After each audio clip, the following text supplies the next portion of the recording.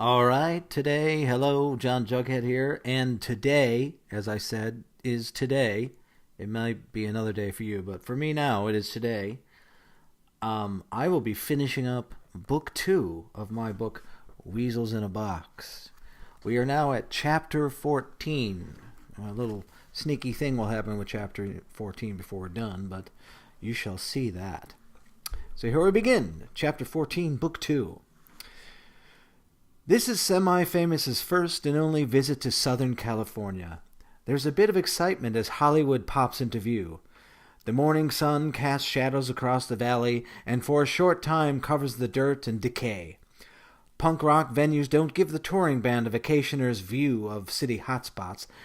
They do not show you the beaches and roller skates tightening their buttocks. They do not show you the beaches and roller skaters tightening their buttocks, pecs, and breasts. You get to see the tenement buildings, corner bars with live-in drunken rats and homeless barflies, and recently condemned buildings that for one reason or another still have enough electricity and water pressure to host a punk rock show. On the polluted stop-and-start traffic-packed ride, the van does occasionally glimpse the beautifulness that L.A. can give, but before it enters one of these paradises, it veers to the left or right and heads for a scum-infested alley where blowjobs and drug transactions take place in dumpsters.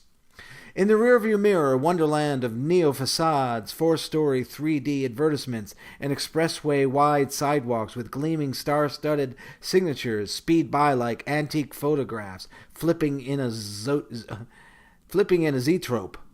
I never use that word Z-trope. Why did I throw that in there? I might even have to look it up again. You want to make my memories worse, don't you? Oh, let me start that again. You want to make my memories worse, don't you?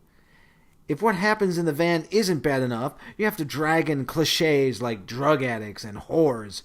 I've known people who have had blowjobs in alleys. I know good people with bad drug habits. The streets of Hollywood are just as immoral, on the rich white side, just as sickening. If you want to take that point of view, you are turning my memory into a campaign for abstinence and segregation. Why not have it rain fire or acid down on the city? Why don't you just bring a flood or a plague down upon California? Divine intervention just for me? A body appears next to you under the dirty sleeping bag that you have spread on top of the loft in the van. The body peeks its head out. It is me, of course. I heard you complaining from miles and years away. I like that, miles and years away. Whoa! What's up with the overreaction? I'm just setting up the scene. Just another memory. I don't want to continue this memory. Just wipe out Los Angeles and move on. We could just crash your van into a median and have you shot like a cannonball off the loft through the front window. We can have you getting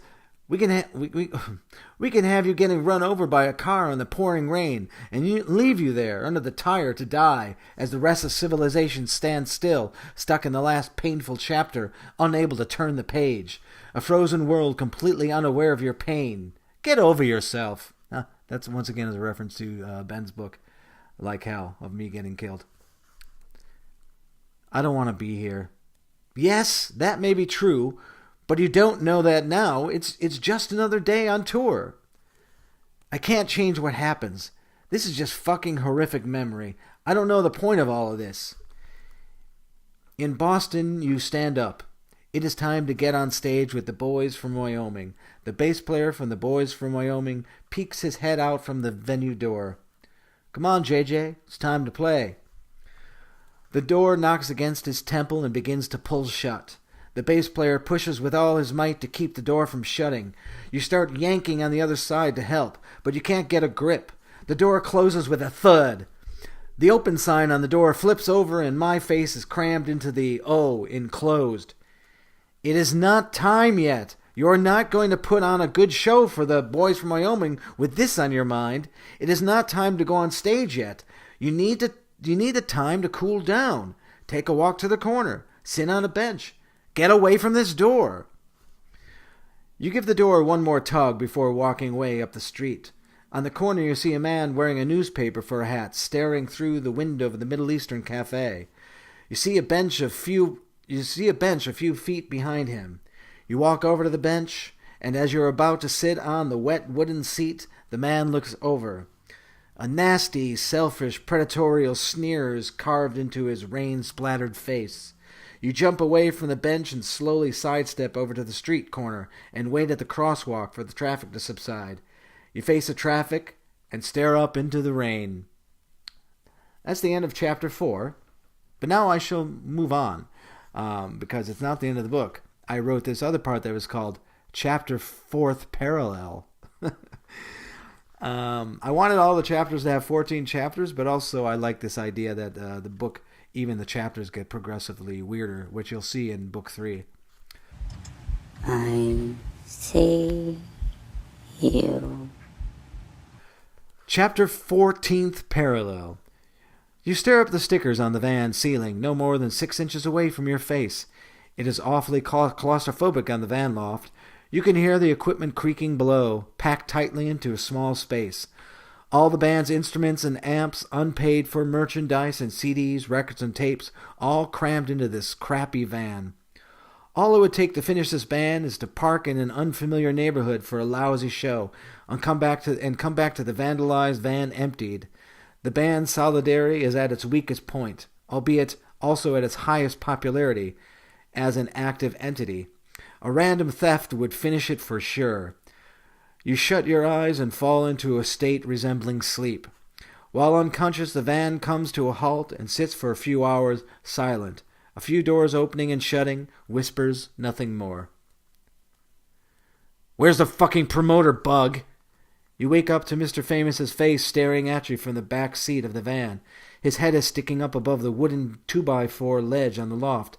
His harsh tone combined with your half-sleep state actually makes you feel like a little bug clinging to the loft. His face looks stories high. His eyebrows could lash out and smash you flat dead. It is 6 p.m., and the promoter has not arrived. You crawl out of the loft. You bump your head on the way down. Then you fall onto the back seat and roll out through the sliding door onto the pavement. There's no fucking PA, no flyers, no fucking anything. Mr. Famous doesn't ask the feared question, but you now remember what you had to try to forget before leaving on this tour. No agreement was ever sent back in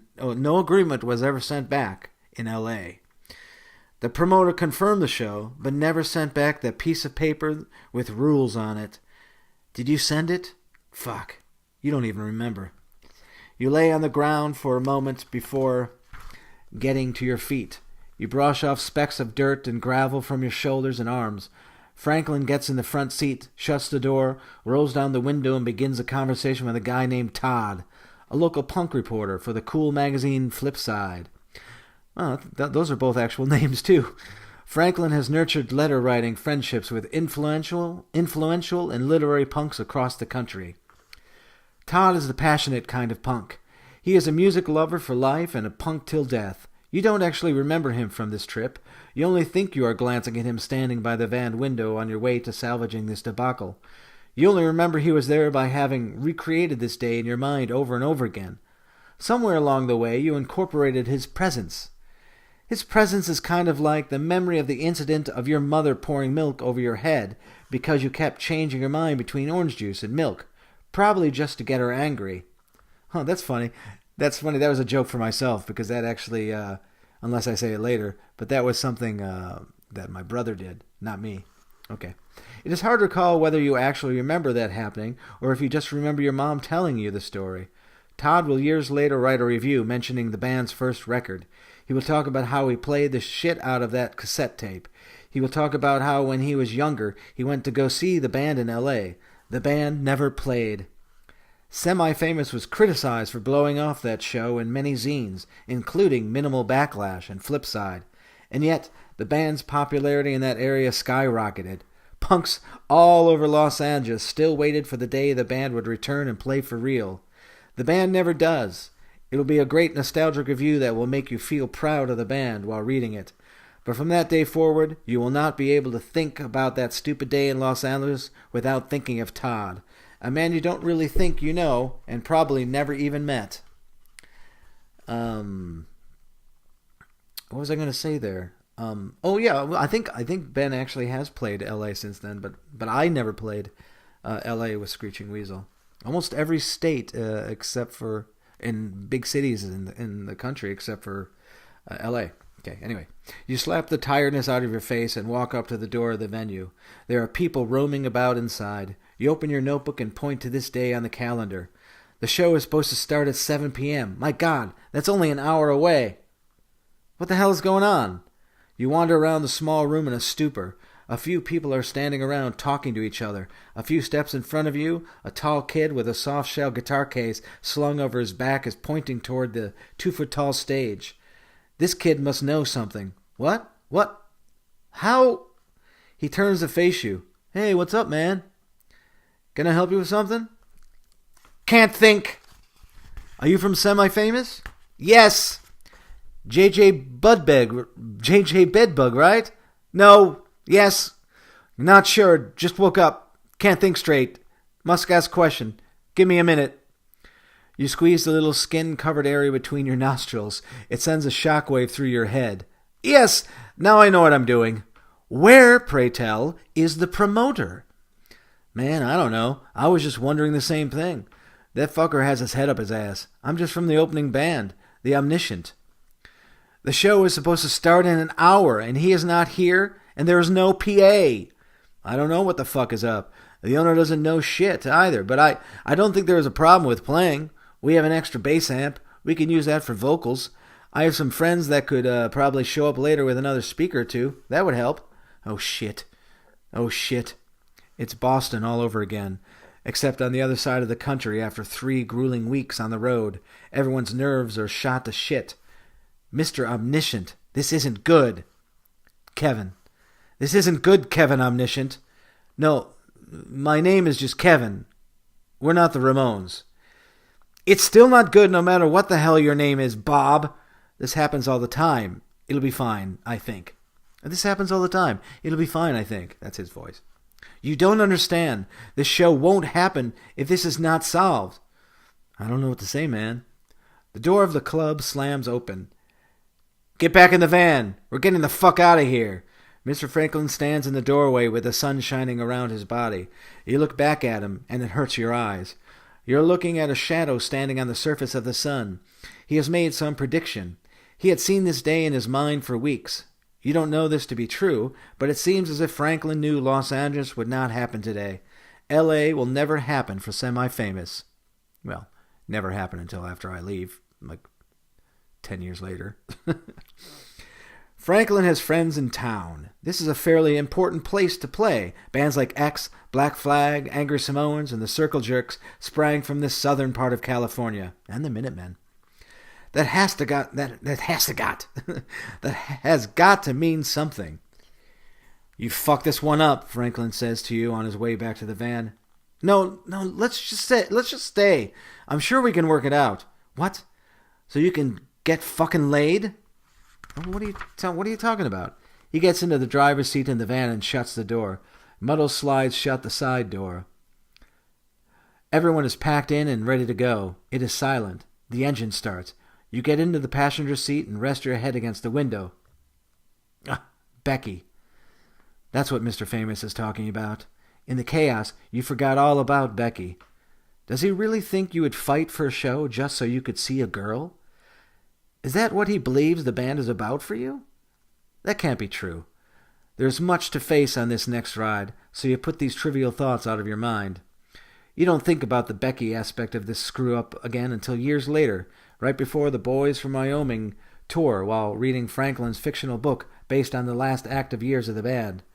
You'll read the part that talks about a character similar to you who fights for a show in L.A. so that he could meet a girl. You'll put down the book, walk over to your couch, and sit down. You'll put your head in your hands and wonder which account is true. Are they all fantastical? Is everything fictional? Well, that's pretty relevant to what's going on nowadays. Not with me, with the government, the world. But I forgot that I had actually seen that in the book. That's really sort of really making that issue, even if it was that I wanted to see the girl, but he couldn't possibly believe that would ever be the only reason I would try to fight for doing a show. It was my job. Anyway, it still makes me frustrated because I love women and I like meeting women on the road. Hardly ever did, so I could see wanting to have met Becky again, but I never would have made a choice just based on that. Anyway, see, it really disturbs me. So, continue. The van is silent for quite some time, and then, "What the fuck were you thinking about, Bug?" He says this with a harsh accent on the B.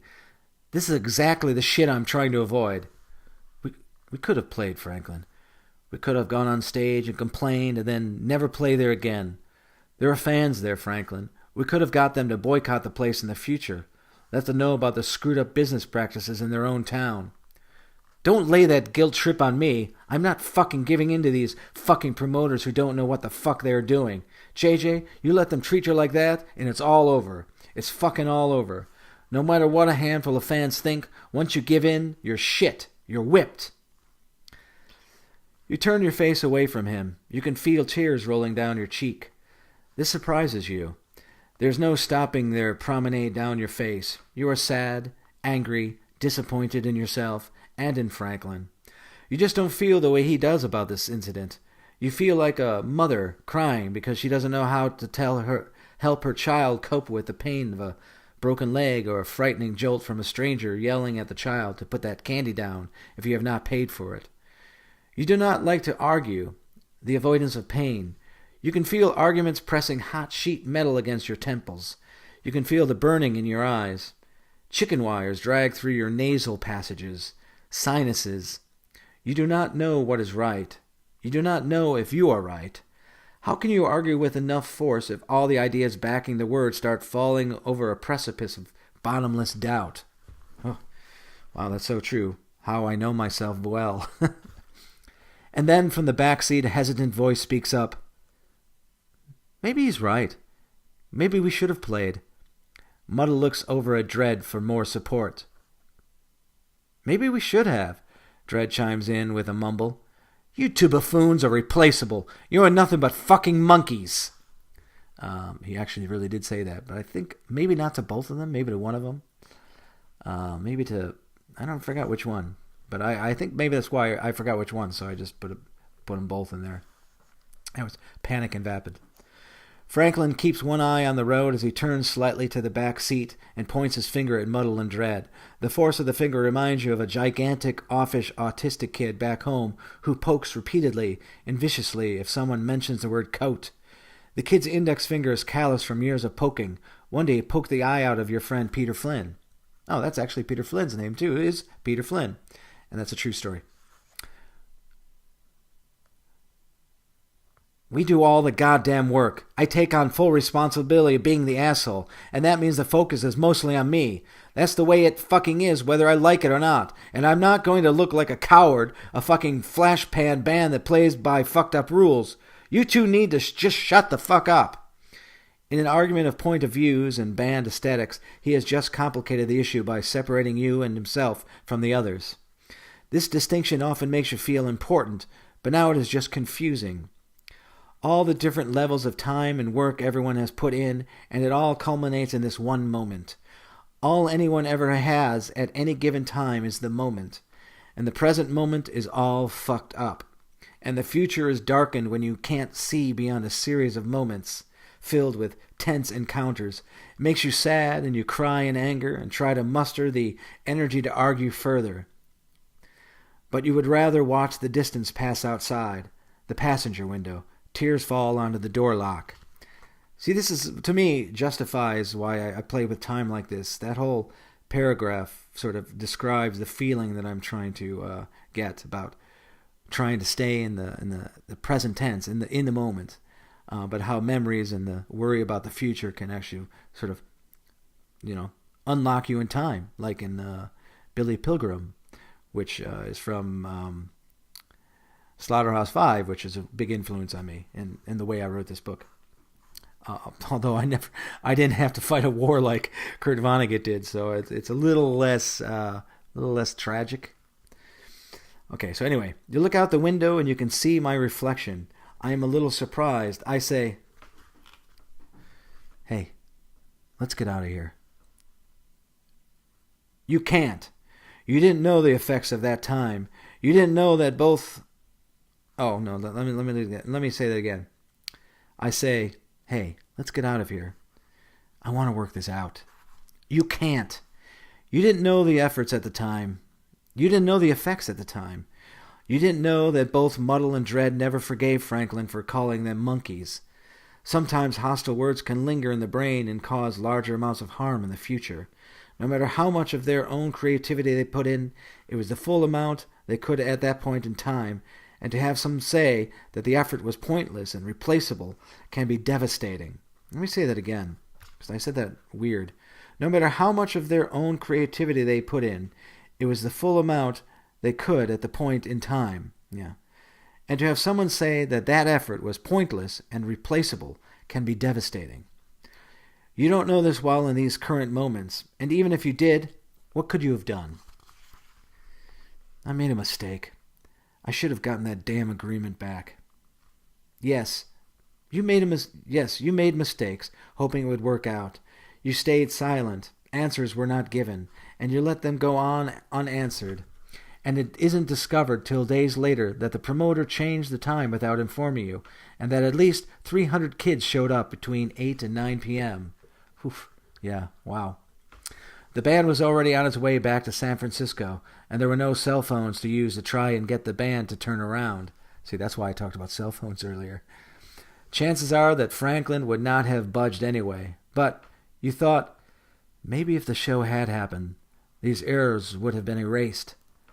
The pressure was too great. Things break. But I didn't know it was broken. It's still breaking even now, years and years later. Isn't it?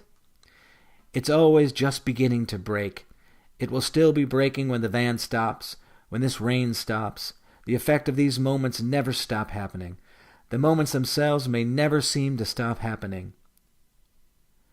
There's no finishing this, is there? Probably not. If I take a step back, I'll see the beginning and the end. No, if you take a step back, you'll be in the midst of something else. You'll fall out of the van, hit your head on a wall, trip over a bench, fall off stage, or see yourself a little differently. What about stepping forward? You'll get run over. Yeah, that makes sense. I'm sorry. Hey, it's all right. You feel a bump from behind. You see a car heading straight for the van. You look at Franklin. He notices nothing peculiar. You look behind Z-Face, the Flaming Faggot's bass player. Z-Face, that's B-Face. Bass player is tucked under a blanket on the loft. Muddle, Dread, and Freddy are sitting in the back seat, silent, staring straight ahead, looking out the window unaffected by the car speeding toward the van, still uncomfortably frozen in the earlier argumentative moment. Get out of the way! Where are you in trouble? The headlights of the car are on, 2 beams of light growing. You take off your seatbelt. The door flies open and you are tossed by force out into the street. Your head hits the pavement. Your eyes shut for a few moments. When you look up, you see the Middle Eastern cafe balanced on its side. Your body is pushed up against the curb on the opposite side of the street. The man with a newspaper for a hat is lying in the middle of the intersection. His right leg is mangled. His left leg is bent behind his body. The newspaper hat soaked with blood completely covers his face. His left arm is outstretched toward you. You slowly move your gaze down his arm and notice that his index finger is flexing. He is motioning for you to get up and move toward him. You get up and limp toward him. When he senses you are near, he says from under the bloody newspaper, "Do you have anything to drink?" "No, I don't." "That's a shame." His body disappears. You hear honking. A car speeds towards you. You jump out of the way just in time. The car splashes water in your face. The rain has stopped. You get out of the street and walk over to the Middle Eastern cafe. There is a Coke bottle lying on the sidewalk. You pick it up and put it to your ear. It is silent. There is no band playing on the other side of the window. You start walking back to the club that is adjacent but not affiliated with the Middle Eastern cafe. End of book 2. Well done. You see how that's... I think I might have stated in earlier chapters that I get killed in each chapter, but I think what I'm playing with here was actually that I avoid the accident and just barely almost get killed, and I have the basically the homeless guy die instead of me. But it was a reaction to Ben's book, and it makes sense that this chapter would be the end of part 2, because it was probably the biggest, ugliest argument we had when Panic and Vapid and me and Ben were in the band. It was pretty horrible. When I think about it, I still cringe. Anyway, thank you. That's end of book 2. Next time we'll be starting book 3, which will go fast.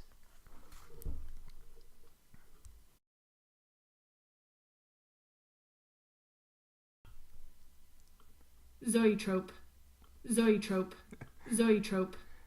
So the word is actually pronounced zoetrope. I probably should have known that. I mean, I actually did. I used to use the word around this time when I was doing this book. But basically, it's just it's a 19th century optical toy consisting of a cylinder with a series of pictures on the inner surface that, when viewed through slits with the cylinder rotating, give an impression of continuous motion. I think when I was writing this book, I visited. Oh yeah, I was in England when I went to this museum that had a bunch of these in there. So I think that's probably why it was on my mind. And that's it. Also, I want to remind you all to please, if you can donate to my Patreon for the Jughead's Basement. And I'm actually half done with the Moral Crux episode. Pretty excited. I'll probably get that out within the week. And or you can just donate to me individually. There should be information about that in the links below. So thank you. And Zoetrope, to you. All of these pieces are 3D printed. It's a robot in a walk cycle. And when you spin the wheel, you can see it animate. Now this doesn't work if you're looking at it with the naked eye, but it works if you look at it through a cell phone camera. Spin it faster. There he goes. He's just hurrying along the wheel there. So you can download this design if you go to the link in the description and print it out for yourself, and you'll have your own walking robot animation on your bike that you can see through your cell phone. You can't see it with your naked eye. Or you could see it if you are in the dark and there's a strobe light going. So, yeah. Now he's going faster. Whee!